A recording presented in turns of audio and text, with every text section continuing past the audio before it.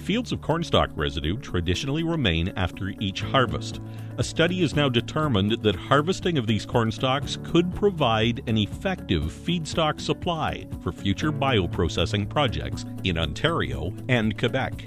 This study is based on 2 years of consultation with farmers, equipment suppliers, and other stakeholders in the value chain.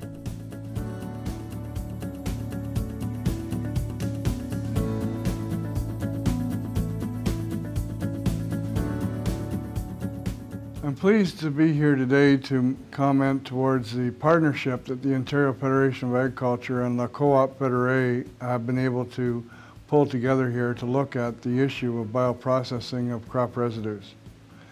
This is an option that is coming forth for the bioeconomy, but will require the full supply chain to be engaged. In this exercise, we've had the opportunity to look the world over in finding the technologies that need to come to Ontario and Quebec.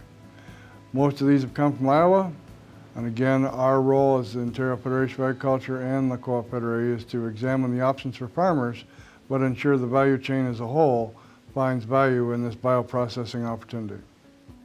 For the past 2 years, we've been working on the harvest of cornstalk to support the bioprocessing industry, where I'm quite excited with the results that we've obtained to date, as we've been able to demonstrate that using the best of the farm equipment, machineries available, using this equipment, we can harvest efficiently in Ontario.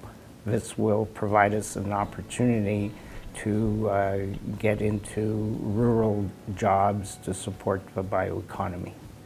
Over the next year, we will be continuing to work with farmers, harvesting cornstalk both in the fall and the spring in order to validate all of our protocols and to make sure that producers can produce at the quality expected by bioprocessors. Once the project has been completed, I hope that we will be at the stage where we have attracted 1 or 2 investments into southwestern Ontario to process cornstalk. This will create quality jobs both in the rural setting as well as industrial jobs. We've been harvesting cornstalks for around 15, 16 years for our own use, for mostly bedding a livestock. We do it in the fall and in the spring. And as you see behind us, there's corn growing, what we'll be combining this fall.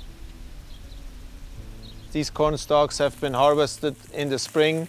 They're down to 10% moisture, they're nice and dry, good to store inside, make perfect bedding. In the fall, it's sometimes hard to get it the right moisture, and it's not that ideal to store inside. We've acquired a lot of equipment over the last few years, so we can do it all ourselves. We're merging the cornstalks. We also bought flail mowers. We also bought a chopping head just to get it easier to process. It's fairly hard to process, especially in the fall. It's hard on equipment. We started harvesting about 15, 16 years ago. Combined last fall and the spring, we probably produced about off 2,000 acres corn stover or corn stalks. We ended up probably 5,000, 6,000 bales. And it just seems to keep growing. People want to get the corn stover off the field just to dry it off in the spring better and just have better quality beans to grow, or just makes farming easier.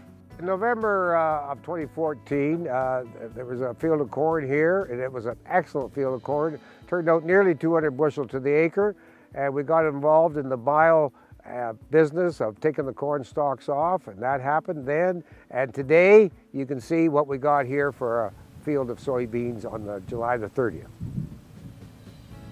This is a no-till field, and you can just see what the level of the beans is. They're up nearly to my pockets, and this is where the stalks were, about 70% of the stalks were removed, and the rest of the field, the stalks were left, and these here came up a couple of days ahead of the ones in the complete no-till stalks. And on July the 30th, there's still a few days ahead of those in the corn stalks.